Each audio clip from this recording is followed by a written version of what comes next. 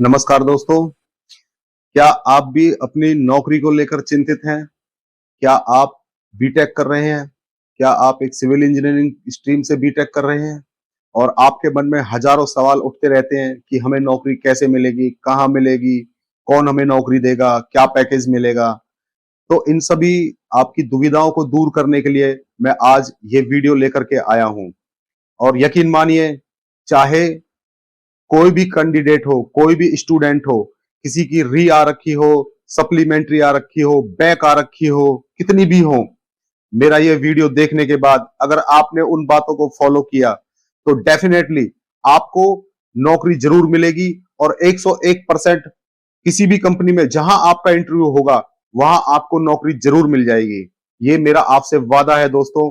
तो मेरे इस वीडियो को देखिए और अंत तक बने रहिए और प्लीज स्किप मत करना, क्योंकि कोई भी एक इंपॉर्टेंट बात होती है, यदि उसको एक बार में हम जल्दी से बोल देते हैं तो उसके बारे में हमें पता नहीं चल पाता कि ये बात हमें क्यों बोलनी थी और इस बात का महत्व क्या है, क्यों इसका ओरिजिन हुआ, इसका सॉल्यूशन क्या है। तो पूरी बात को, उसकी बात के जो तथ्य होते हैं, फैक्ट्स होते हैं, उसको जानना बहुत जरूरी होता है। तो दोस्तों ये वीडियो सभी स्टूडेंट्स के लिए है, सभी नौकरी करने वालों के लिए भी है ये वीडियो।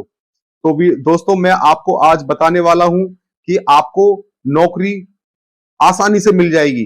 चाहे किसी के बीटेक में या डिप्लोमा में परसेंटेज बहुत कम हो, कैंपस सिलेक्शन में अगर कोई बैठने जा रहा है तो उसको ये डर रहता है कि मुझसे ज्यादा परसेंटेज और भी बच्चों के हैं, मार्क्स उनके अच्छे हैं तो उनको पहले चांस मिलेगा। तो नहीं दोस्तों, ऐसा बिल्कुल नहीं है। यकीन मानिए, इस वीडियो में मैं आपको आज वो चीजें बताने जा रहा हूं जो आज से पहले आपको किसी ने नहीं बताई होंगी, कहीं से भी पता नहीं चली होंगी। और डेफिनेटली मैं दावे के साथ कहता हूं, ये वीडियो जिस पैटर्न पे बनाया गया है, जिन फैक्ट्स पे बनाया गया है, वो आज तक यूट्यूब के इतिहास में आपको कभी नहीं मिला होगा, कभी नहीं बना है ऐसा वीडियो। तो दोस्तों मेरे साथ बने रहिए।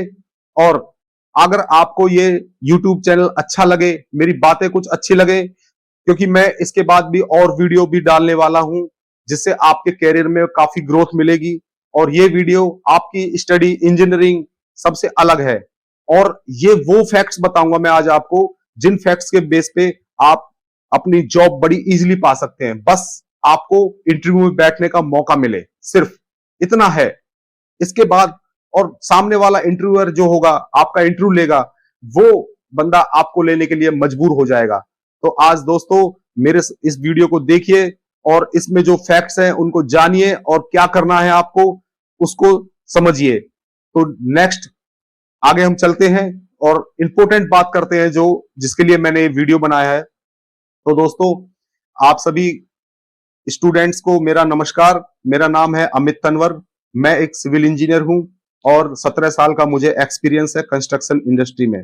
और मैं एक बीइंग ए प्लानर भी काम कर चुका हूं, एग्जीक्यूशन में भी काम कर चुका हूं। तो मैं साइट्स के सारे फैक्टर्स को सबको जानता हूं। तो उन्हीं के बेसिस पे आज मैंने उन स्टूडेंट्स की ये दुविधा को दूर करने के लिए कि भाई हमें नौकरी कौन देगा, कैसे मिलेगी, हमारे मार्क्स कम है, हमारी री है, बैक है, तो उन सब से आपको बिल्कुल मुक्ति मिल जाएगी। उन सब की टेंशन लेने की जरूरत नहीं है आपको। तो दोस्तों आज आप सबका बहुत बहुत स्वागत है इस वीडियो में। वीडियो थोड़ा लंबा होने वाला है क्योंकि जो फैक्ट्स मैं बता रहा हूं उसके लिए मुझे आपको थोड़ा सा समझाना पड़ेगा उन चीजों के लिए। तो हम इस वीडियो को आगे बढ़ाते हैं और दोस्तों हम शुरू करते हैं उस पॉइंट्स को। सबसे पहले जो पॉइंट्स होता है कि हम सभी लोगों ने, मैंने भी बीटेक की है, आप भी कर रहे हैं। तो दोस्तों हम सेकंड ईयर थर्ड ईयर तक आते आते हम इतने सोचने के लिए मजबूर हो जाते हैं, दिन रात एक ही टेंशन लगी रहती है कि हमें नौकरी कैसे मिलेगी, कौन सी कंपनी में मिलेगी। तो इन सब चीजों की दुविधाओं को दूर करने के लिए मैं आज आपके सामने आया हूं और इस विषय पे ये मेरा फर्स्ट वीडियो है। तो दोस्तों हम सभी कहीं ना कहीं से आते हैं इंजीनियरिंग कॉलेज में, हमारे माँ बाप पैसा लगाते हैं और हम लोग, जो हमारे लेक्चरर्स होते हैं, टीचर्स होते हैं, वो हमको पढ़ाते हैं। और याद रखना दोस्तों, जो भी आप पढ़ रहे हो उसका वास्तविक साइट पर कंस्ट्रक्शन से कोई लेना देना नहीं है। ये फैक्ट है। और आप जब साइट पे जाओगे तो आप देखोगे कि आपने जो पढ़ा है उससे तो बिल्कुल ही अलग दुनिया है। यहाँ पर तो बिल्कुल अलग तरीके से काम होता है, लोग अलग तरीके से बिहेव करते हैं, अलग मतलब बिल्कुल आपको अलग नजारा मिलेगा वहां पर। तो मैं वही चीज आपको बताने वाला हूं। सपोज कीजिए आप किसी कंपनी के मालिक हैं, तो आप उस बंदे को लेना चाहेंगे कि जो बीटेक करके आया है, मार्क्स लेके आया है, ठीक है, ये सिर्फ एक उसका ये होता है कि हाँ वो पढ़ लिया है, उसने इंजीनियरिंग की डिग्री ले ली है, परसेंटेज भी अच्छी है, ठीक है, लेकिन उस बंदे का साइट की एक्टिविटीज से कोई सरोकार नहीं होता है। उस बंदे से क्या काम कराना है, ये दुविधा हमेशा मालिक के दिमाग में चलती रहती है कि मैं इसको ले तो रहा हूं, अब मुझे इसको ट्रेंड करना पड़ेगा, साल लगे 2 साल लगे जो भी है, और उसको सिखाना पड़ेगा, और उसके बाद वो बंदा जब आउटपुट देने के लायक होगा तो वो बंदा यहां से चला जाएगा। ये सबसे बड़ा फैक्ट इंटरव्यूअर के सामने भी होता है, मालिक के सामने भी होता है, और जो सीनियर स्टाफ होता है उसके सामने भी होता है। तो इसीलिए आजकल क्या है कि जो लोग इंटरव्यू देने जाते हैं, चाहे उनके मार्क्स कितने भी अच्छे हों, कितनी भी अच्छी ग्रेड से पास हुए हों, लेकिन इंटरव्यूअर के सामने वो सिर्फ एक फ्रेशर होते हैं, जिनसे उसे आउटपुट लेना एक बहुत बड़ा चैलेंजिंग काम होता है। दोस्तों एक बात याद रखना कि यदि ऐसा नहीं है कि भाई आपने या किसी बंदे ने अच्छे मार्क्स लिए हैं, परसेंटेज लिए हैं, तो वो साइट पे एक अच्छी आउटपुट दे पाएगा, ये कोई जरूरी नहीं है। जरूरी ये है कि उसकी स्किल क्या है, उसने साइट के बारे में कितना सीखा है, साइट की प्रोसेस के बारे में कितना सीखा है, कंस्ट्रक्शन की एक्टिविटीज की जो मैथोलॉजीज होती हैं उनके बारे में कितना सीखा है। तो दोस्तों साइट पे काम तो एक सुपरवाइजर भी कराता है जो कि नॉन टेक्निकल होता है, एक फोरमैन भी कराता है वो भी नॉन टेक्निकल होता है। साइट पे कभी कोई इंजीनियर, जीएम, प्रोजेक्ट मैनेजर कभी साइट पे हाथ से काम नहीं करता है, जाकर के कोई कंक्रीट नहीं डालता है, कोई शटरिंग नहीं लगाता है, कोई रेनफोर्समेंट नहीं करता है।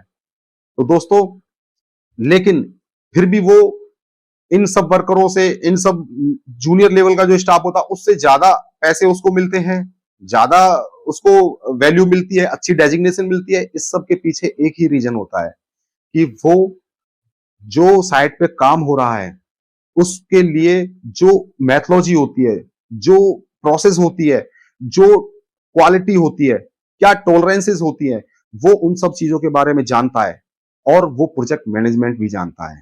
तो दोस्तों अब आप जब साइट पे जाएंगे ना, तो आपको साइट पे भेजा जाएगा एग्जीक्यूशन में सबसे पहले, उसके अलावा आपको कोई और डिपार्टमेंट नहीं मिलेगा। डिपार्टमेंट बहुत होते हैं साइट पे, प्लानिंग होता है, बिलिंग होता है, क्यूएस होता है, क्यूसी होता है, पीएनएनएम होता है, सर्वे होता है, एग्जीक्यूशन होता है, बहुत सारे डिपार्टमेंट होते हैं।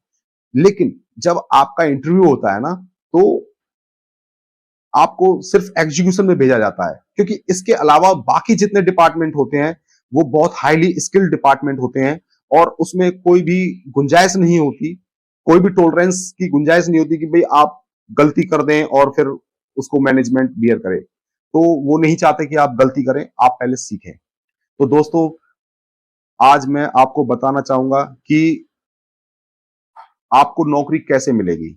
हमारा मेन पॉइंट यही है कि आपको नौकरी कैसे मिलेगी।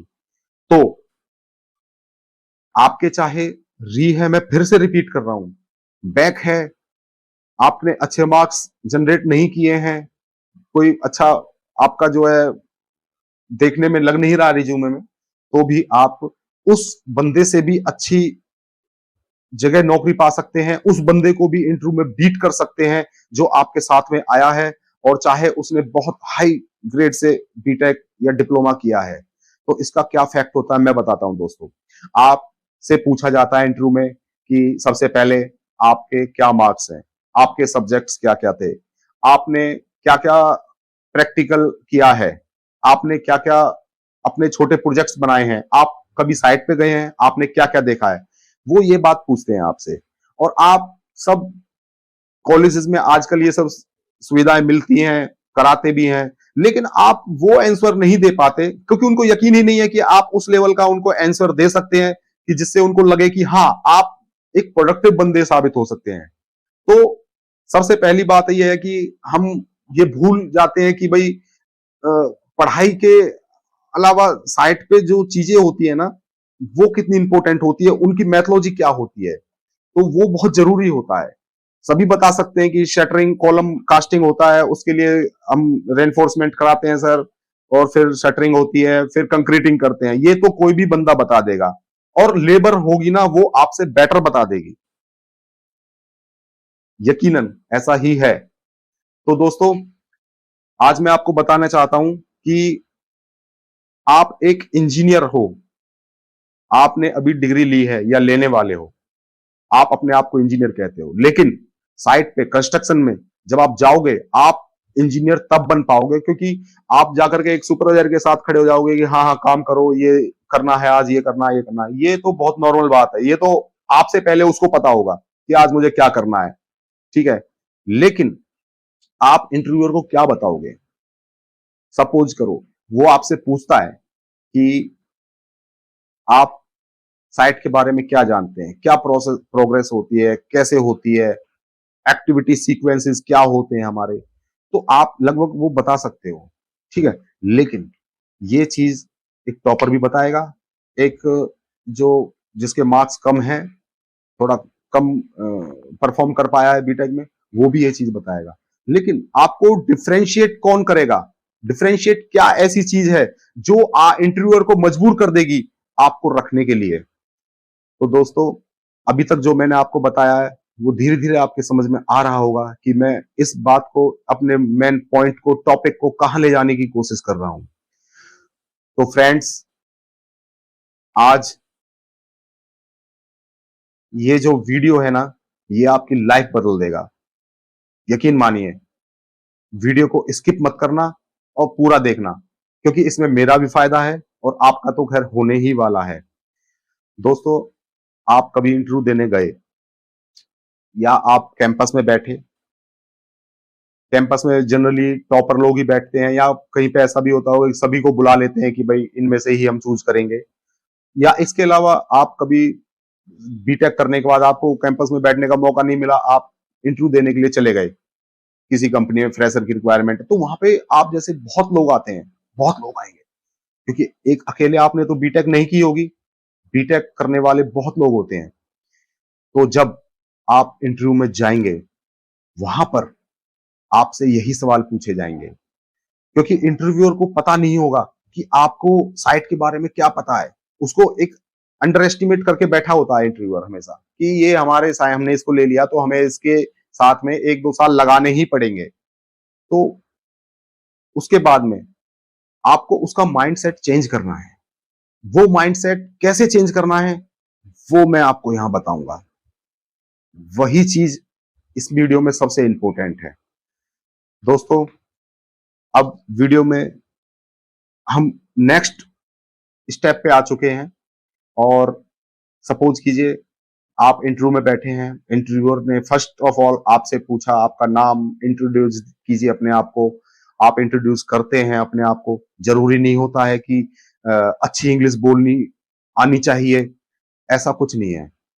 सिर्फ वो ये देखता है कि ये बंदा कितना रिस्पॉन्सिबल है, कितना डेडिकेटेड है। तो जब वो आपसे सवाल पूछता है कि आपने क्या प्रोजेक्ट किया था या क्या प्रैक्टिकल किया था, तो ये चीज सबको पता होती है।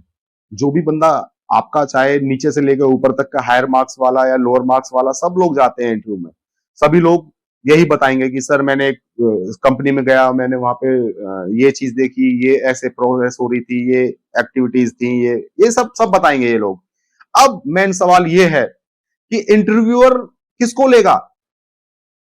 सपोज कीजिए 100 लोग गए हैं वहां पर इंटरव्यू देने के लिए, और सभी लोग यही चीजें बताएंगे। ये आपको भी पता है, आजकल यूट्यूब में देख लिया, बुक्स हैं और भी चीजें हैं, सब पता चल जाता है कि साइट पे क्या होता है। लेकिन आपको डिफरेंशिएट कैसे होगा कि वो इंटरव्यूअर आपको ले ले? कैसे कैसे ले सकता है वो आपको? चाहे आपके मार्क्स कम हो, वो लेगा आपको, री हो बैक हो, तब भी लेगा वो आपको। आप उसको मजबूर कर दोगे। कैसे मजबूर करोगे? अब मैं आपको बताता हूं। दोस्तों, ये सब सवाल इंटरव्यूअर आपसे पूछ लेगा, आप बता दोगे, लेकिन जब आप ये सवाल बता दो उसको, इंटरव्यूअर को, कि भाई क्या स्टेप्स होते हैं, सपोज कीजिए एक कॉलम कास्टिंग है या फाउंडेशन है, तो वो कैसे हम उसको बनाते हैं, क्या प्रोग्रेस, क्या स्टेप होते हैं हमारे उसके अंदर में, तो आपको वहां पर क्या बोलना है कि सर ये एक्टिविटी सबको पता है। सर सबसे पहले हम अर्थवर्क करते हैं, अर्थवर्क करने के लिए हमको बेंचमार्क्स बनाने होते हैं, लेआउट करना होता है, लेवलिंग भी लेनी होती है कि कितनी हम क्वांटिटी लेंगे, कितनी हम एक्सकेवेट करेंगे। उसके बाद में एक्सकेवेशन होने के बाद में हम सॉइल की ड्रेसिंग करते हैं। उसके बाद में सर हम उसमें पीसीसी करते हैं और फिर हम सर उसमें रेनफोर्समेंट करते हैं, लेआउट करते हैं। उसके बाद में हम शटरिंग करते हैं उसकी, और उसके बाद में हम पोरिंग कर देते हैं। तो अब ये सवाल जो है, ये बड़ा आजकल बेसिक सा कॉमन सा सवाल है। कंपटीशन बढ़ गया है, सभी लोग नॉलेज लेके चले जाते हैं, चाहे किताबों में कम पढ़ा हो, लेकिन यूट्यूब पे सब कुछ मिल जाता है, फेसबुक पे सब कुछ मिल जाता है। अब मैं आपको वो बताने जा रहा हूं इस सवाल के अंदर कि ये सवाल का जवाब सभी ने दिया, 100 लोगों ने दिया, 100 स्टूडेंट्स ने दिया। अब वो किसको रखेगा? वो हायर मार्क्स वाले को रखना चाहेगा, लेकिन वो हायर मार्क्स वाले को भी छोड़ देगा कि नहीं, मुझे ये वाला बंदा चाहिए, चाहे इसकी री है, सप्ली है, कुछ भी है, बैक है, मुझे ये बंदा चाहिए। इस क्वेश्चन के अंदर से अब आपको एक वो राज निकल के आएगा, वो राज बताऊंगा मैं आपको कि आप खुश हो जाओगे। और मतलब अगर आपने उस चीज पे मेहनत करी थोड़ी सी, तो डेफिनेटली आप सैकड़ों क्या हजारों लोगों को बीट कर सकते हो, फ्रेशर्स को। दोस्तों, वो चीज क्या होती है आज मैं आपको बता रहा हूं। कंस्ट्रक्शन में कोई भी सीक्वेंस होता है, कोई भी एक्टिविटी होती है, हर एक्टिविटी की एक मैथोलॉजी होती है। यहां तक सबको भी पता होगा। मैथोलॉजी किस बेस पे होती है? IS code, Indian standard code, जिसके बेस पे पूरी कंस्ट्रक्शन इंडस्ट्री चलती है। वो आईएस कोड, वो आईएस कोड अगर आपको पता है, मैंने आपको बताया अभी, पार्टिकुलर एक एक्टिविटी के लिए एक आईएस कोड होता है, और वो आईएस कोड उस एक्टिविटी की प्रोसेस को, मैथोलॉजी को, सबको डिफरेंशिएट करता है, सबको ब्रीफली समझाता है कि हमको क्या कैसे करना चाहिए। सपोज कीजिए अब आपने बोल दिया कि सर हम एक्सकेवेशन के बाद पीसीसी करते हैं, कंक्रीटिंग करते हैं, या रेनफोर्समेंट करते हैं, या शटरिंग करते हैं, जो भी है। तो आपको ये बोलना है साथ में कि सर हम लोग रेनफोर्समेंट जो करते हैं सर, वो हम बार बेंडिंग शेड्यूल के अकॉर्डिंग करते हैं। बार बेंडिंग शेड्यूल क्या होता है? एज पर ड्राइंग रेनफोर्समेंट को कैस कितना हमको काटना है, कहां से कितना बेंड करना है, वो पूरी एक शीट होती है जो कि क्यूएस वाला बंदा बनाता है, कहीं पे बिलिंग वाला बनाता है। तो वो बार बेंडिंग सर हमारे आईएस कोड 2502 के अकॉर्डिंग की जाती है, जिसमें कटिंग बेंडिंग का डिस्क्रिप्शन दिया जाता है, और उसके अंदर में हमको ये बताया जाता है कि हमें मतलब बेंडिंग पे, पर बेंडिंग पे कितना हमको डिडक्ट करना है, कितना डाया मल्टीप्लाई करके डिडक्ट करना है। ये चीज जब आप कंक्रीटिंग के बारे में बताओगे, तो सर आप बोलोगे कि सर हम कंक्रीटिंग करते हैं, वो हम अपना जो भी डिजाइन मिक्स होता है हमारा, सपोज कीजिए M25 कर रहे हैं या M20 कर रहे हैं, तो वो हमारा as per design mix 10,262 10,262 IS code, Indian standard IS code होता है। उसमें डिजाइन मिक्स का हमारा डिस्क्रिप्शन दिया होता है। उस डिजाइन मिक्स के अकॉर्डिंग हम अपना मिक्स तैयार कर लेते हैं, और इसके बाद फिर हम कुछ चीजें जो हैं हम अपनी फॉलो करते हैं आईएस कोड 456 से। जैसे कि अब वो आपसे वहीं से स्टार्ट कर देगा कि अच्छा इसको तो इतना ही पता है। अब मजा यहां आने वाला है। यदि वो कोई क्वेश्चन आपसे पूछता है और आपने वो आईएएस, वो क्वेश्चन जरूर डेफिनेटली आईएएस कोड के अंदर से ही पूछेगा, क्योंकि आपने नाम आईएएस कोड का लिया है। जब आपने नाम आईएएस कोड 456 का लिया है, तो वो आपसे 456 में से ही कुछ सवाल पूछेगा। तो वो आपसे ये पूछेगा कि आप मुझे ये बताइए, कंक्रीट जो होती है उसको जब हम डालते हैं फाउंडेशन में, तो उसको कितनी ऊंचाई से डालना चाहिए एज पर आईएएस कोड, बताइए आप। अब मजा यहां आता है। अगर आपने इस सवाल का जवाब दिया, तो मैं गारंटी के साथ बोल रहा हूं, लिख के बोल रहा हूं आपको, आपकी चाहे कितनी भी बैक हो, कितनी भी सप्लीमेंट्री हो, कितनी भी आपकी री आ रखी हो, आप बिल्कुल फेल के कगार पे हो, डिग्री खत्म होने के कगार पे हो, आपने इस सवाल का जवाब दे दिया, डेफिनेटली जो टॉपर है कॉलेज का, उस बंदे को वो नहीं रखेगा, आपको रखेगा, क्योंकि आप उसके काम के बंदे हो। जो चीज वो देख रहा है सैकड़ों बंदों में, हजार कैंडिडेट्स में, वो चीज आप में मिलेगी उसको। तो दोस्तों, एज पर आईएएस कोड हम कंक्रीट को 1.5 मीटर से ऊपर से नहीं डंप करा सकते, क्योंकि कंक्रीट सेटल्ड हो जाती है, उसके अंदर की जो हमारी इलास्टिसिटी होती है, सीमेंट का जो हमारा प्रोडक्ट बनता है, मिक्स बनता है, मोटार बनता है अंदर में, वो सेटल्ड हो जाता है, जो कि हमारी एग्रीगेट को और सबको जो एक बांध के रखता है, वो उसकी बाउंडेशन खत्म हो जाती है। आपने अगर इस सवाल का जवाब दे दिया, तो नौकरी आपकी पक्की। तो दोस्तों, ऐसे ही आपसे वो पूछता है कि आप साइट पे हम आपको क्यों रखें, आप क्या करा सकते हो, आपसे हमें बेनिफिट क्या होगा, अभी तो आप फ्रेशर हो, आपसे हमें क्या बेनिफिट होगा, यही सवाल का जवाब आपको उसको देना है। आप बोलोगे सर, साइट पे काम तो सुपरवाइजर है, लेबर संभालता है, फोरमैन है, वो बताता है कि भाई इतना शटरिंग इस नाप की बनाओ, एज पर ड्राइंग वो करा देता है।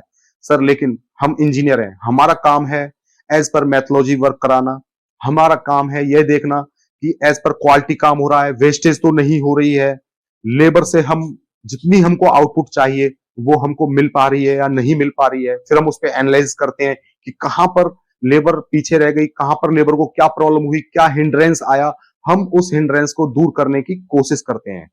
और दूसरी बातें सर ये होती है कि हमें कॉस्ट कटिंग पे भी ध्यान रखना होता है, जैसे कि कोई स्टील वेस्टेज ना हो, और स्टील जो होता है, कभी कभी हमारा जो है साइट पे ले जाके काम करते हैं, वहीं पे कटिंग बेंडिंग होती है, तो स्टील हमारा मिट्टी में भी दब जाता है, और स्टील जो हो रहा है हमारा एज पर बार बेंडिंग शेड्यूल कटना चाहिए। और हमारे जो कुछ लेबर वर्क करती है, हर एक लेबर का एक कोफिशिएंट होता है, पर डे प्रोडक्टिविटी होती है, वो प्रोडक्टिविटी हमारी एटलीस्ट अचीव होनी चाहिए, और यदि हम उससे ज्यादा करा सकते हैं तो ये बहुत अच्छा होगा सर। हमें लेबर को मोटिवेट करना चाहिए, और लेबर से कैसे काम निकालना है, ये एक लेबर मैनेजमेंट होता है, प्रोजेक्ट मैनेजमेंट होता है, इसके बारे में सर मुझे पता है।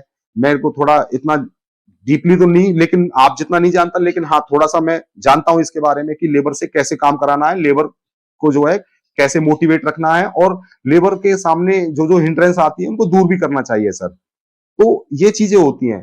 अब सपोज कीजिए वो कहेगा कि लेबर कितना काम करती है, वो अपने मतलब की बात पूछेगा, आपको बताना है। देखिए, हर कंस्ट्रक्शन में हर वर्ड के पीछे कुछ लॉजिक होता है, हर वर्ड कहीं ना कहीं से निकल के आता है। तो जनरली जो कंस्ट्रक्शन में चलता है कि हमको लेबर जो होती है, मैसन होता है, सपोज कीजिए मैसन क्या काम करता है, मैसन जो है हमारा ब्रिक वर्क करता है, प्लास्टर वर्क करता है, इसके अलावा कारपेंटर है, वो हमारा शटरिंग बनाता है, शटरिंग फिक्सिंग करता है। इसके अलावा में जो हमारा स्टील फिक्सर होता है, वो स्टील कटिंग बेंडिंग करके फिक्स कराता है हमारा। तो ये जनरली ये लेबर हमारी स्ट्रक्चर के अंदर चलती हैं। इसके अलावा जब हमारा फिनिशिंग का वर्क आता है, तो हमारे बहुत सारे वर्क और एडिशनल जुड़ जाते हैं इसमें। इसमें जो है टाइलिंग का वर्क हो जाता है, फ्लोरिंग का होता है, और इसके अलावा हमारा जो पेंटिंग का वर्क होता है, और डोर विंडो का, बहुत सारी चीजें जो हमारे बीओक्यू में डिस्क्राइब होती हैं, उसके अकॉर्डिंग हमें काम करना होता है। तो दोस्तों, ये वीडियो और भी लंबा हो जाएगा अगर मैं इन सभी टॉपिक्स पे बात करूंगा। तो दोस्तों, मैं आपको ये बताना चाह रहा हूं कि आप जब इंटरव्यू में बैठेंगे तो आप जैसे हजारों लोग भी आएंगे और उन सब लोगों से आपको अलग कैसे दिखना है, कौन सी चीज है आईएस कोड। क्योंकि दोस्तों आईएस कोड एग्जीक्यूशन का एक तरीके से माँ बाप बोल सकते हैं, इसके बिना कोई काम नहीं होता है। एग्जीक्यूशन में ही आपको रखेंगे सबसे पहले। और हाँ, अब मैं आपको बताना चाहता हूं कि मेरे कुछ वीडियो और आएंगे जिसमें मैं आपको वो बातें भी बताऊंगा जो कि आपको एग्जीक्यूशन में ना ले जाकर के प्लानिंग के अंदर डाल देंगी, बिलिंग के अंदर डाल देंगी, क्यूएस के अंदर डाल देंगी, क्वालिटी के अंदर डाल देंगी, सर्वे के अंदर डाल देंगी। ये वो डिपार्टमेंट्स हैं दोस्तों जिनमें आप जल्दी सी जा नहीं सकते स्टार्टिंग में, क्योंकि एक कोई भी कंपनी रिस्क नहीं लेना चाहती तो वो एग्जीक्यूशन में डाल देती है कि ठीक है जाता रहेगा, देखता रहेगा साइट पे क्या है क्या नहीं है, मतलब करता रहेगा कुछ ना कुछ जो है। क्योंकि एक जो फ्रेशर बंदा साइट पे जाता है ना, उसकी इंस्ट्रक्शन कोई नहीं मानता है। सबको पता होता है, लेबर को पता होता है नया साहब है, अरे ठीक है, वो आपकी बात को हाँ कर देगा, लेकिन वो करेगा नहीं, वैसा नहीं करेगा, क्योंकि वो अपने सीनियर की बात मानेगा। तो दोस्तों ये जो आपका 1 साल का वक्त होता है, ये आपका सीखने का वक्त होता है। मैं आपको रियली बता रहा हूं दोस्तों, ये जो चीज होती है आईएस कोड, ये आपको कई सालों बीत जाएंगे तब भी पता नहीं जल्दी। साइट पे कोई अपनी नॉलेज किसी को नहीं देता, इस भ्रम में मत रहना कि कोई आपको सिखा देगा, कोई आपको बता देगा।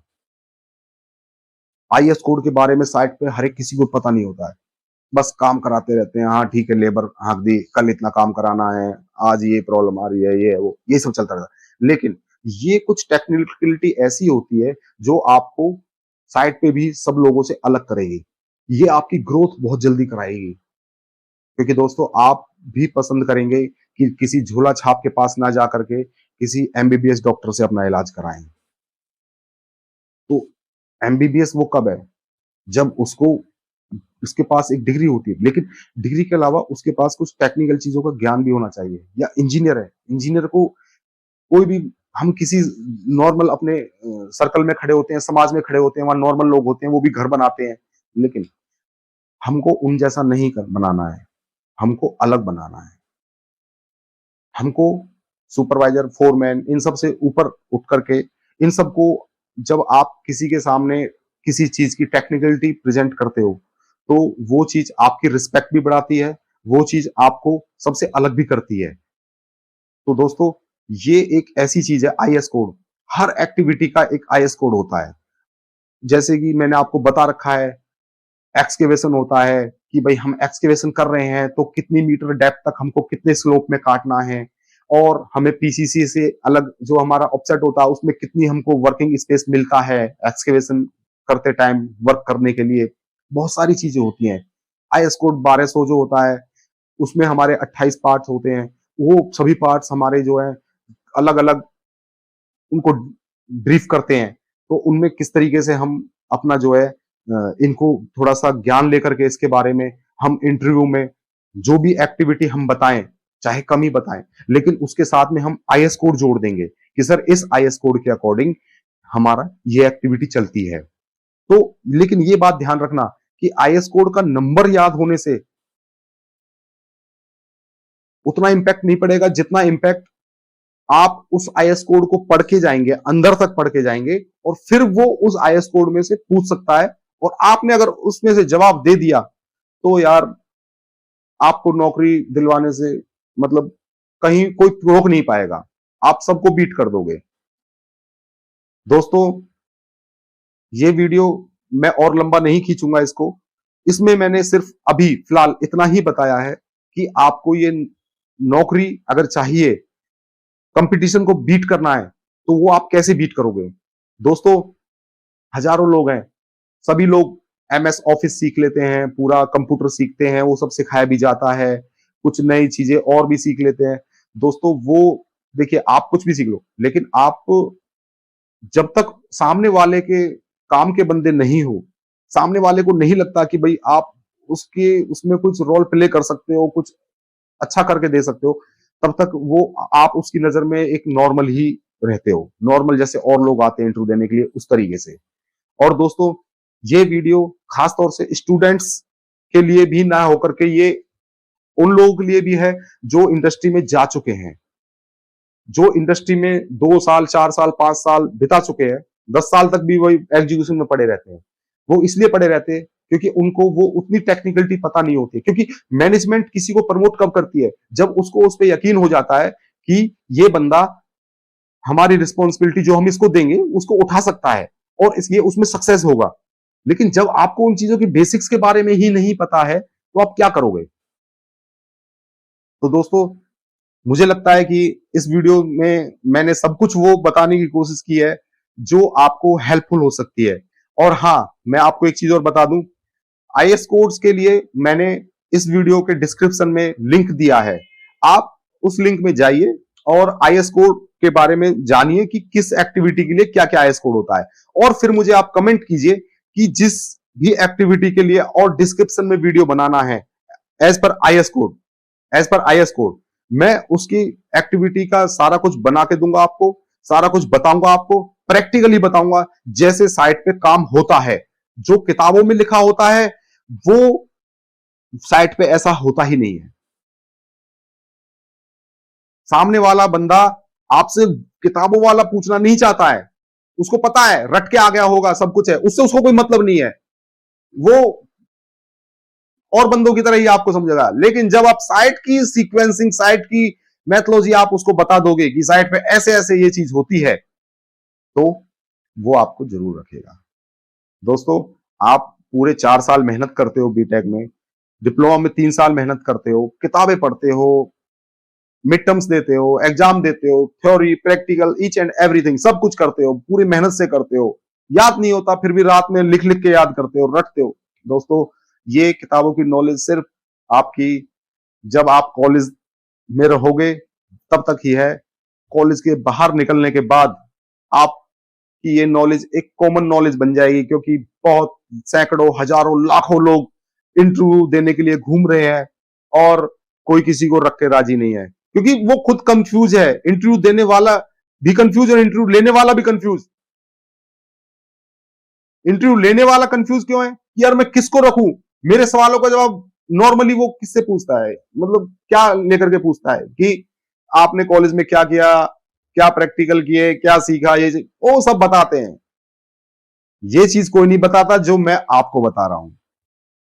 तो दोस्तों, सबसे पहले आप बीटेक कर रहे हैं तो आप अपना थोड़ा सा समय निकालिए, क्योंकि आईएएस कोड बहुत हैं, आईएएस कोड बहुत हैं। बिल्डिंग्स के लिए अलग हैं, पीबी स्ट्रक्चर के लिए अलग हैं, ब्रिजेस के लिए अलग हैं, और इंडस्ट्री के लिए अलग हैं। मतलब आपको जिस इंडस्ट्री में जाना है, सपोज कीजिए आपको कंस्ट्रक्शन में, रेजिडेंशियल प्रोजेक्ट्स में जाना है, हाउसिंग प्रोजेक्ट में जाना है, उसके लिए आईएएस कोड है, अलग है। आपको जाना है ब्रिजेस में, उसके लिए आईएएस कोड अलग है, ठीक है। आपको जाना है टनलिंग में, टनल बनाने में, उसके लिए आईएएस कोड अलग है। आपको जाना है पीबी स्ट्रक्चर में, स्टील स्ट्रक्चर में, आरओबी में, एफओबी में, उसके लिए आईएएस कोड अलग है। तो आप सबसे पहले अपनी एक माइंड मेकअप कीजिए कि आपका इंटरेस्ट किस में है, आप क्या बनाना चाहते हैं, आप किस चीज में जाना चाहते हैं, तब आप वो आईएएस कोड सीखिए। और दोस्तों, मैं आपको बता देता हूं, ये आईएएस कोड सिर्फ आपको एग्जीक्यूशन में ले जाने के लिए है, एग्जीक्यूशन में, क्योंकि जो कंस्ट्रक्शन मैन चलती है वो साइट पे चलती है, साइट पे जो काम हुआ वो सबसे पहले आपको उसी में डालेंगे, क्योंकि वहीं से आपको धीरे धीरे वो चीजें पता चलती हैं। लेकिन मैं आने वाले वीडियो में आपको यह भी बताऊंगा कि आप सिर्फ स्टार्टिंग में एग्जीक्यूशन में ना जा करके आप लोग प्लानिंग में भी जा सकते हैं, बिलिंग का भी पार्ट बन सकते हैं, क्यूएस का भी पार्ट बन सकते हैं, क्वालिटी कंट्रोल में भी जा सकते हैं। वो कैसे जाएंगे, इसके लिए आपको मेरे नेक्स्ट अपकमिंग वीडियो देखने होंगे, क्योंकि मैं उनमें वो चीजें बताऊंगा, वो स्किल और अलग से बताऊंगा। इसमें सिर्फ आईएएस कोड के लिए बात की थी, क्योंकि जनरली, लेकिन ये भी बहुत बड़ी बात है, कम नहीं है कि आप सैकड़ों हजारों लोगों को बीट कर पाओ एक इंटरव्यू में जाकर के।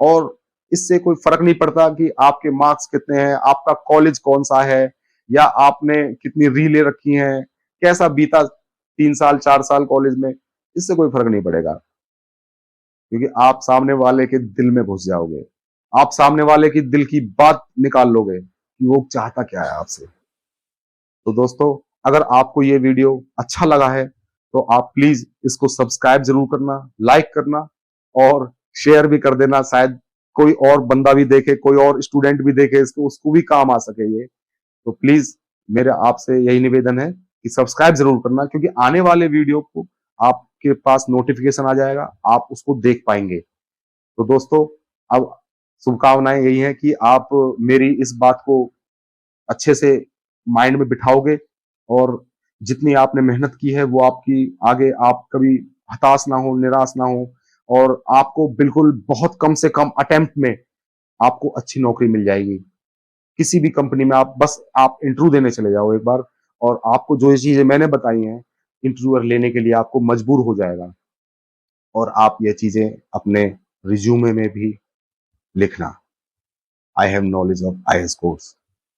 आईएएस कोर्स का डिस्क्रिप्शन भी दे देना, जो जो आप पढ़ के जाओ। ये नहीं कि आपने सैकड़ों, 50, 100 आईएएस कोड पढ़ लिए हैं और आप उन सब का डिस्क्रिप्शन दे दो कि मुझे आईएएस कोर्स के बारे में पता है।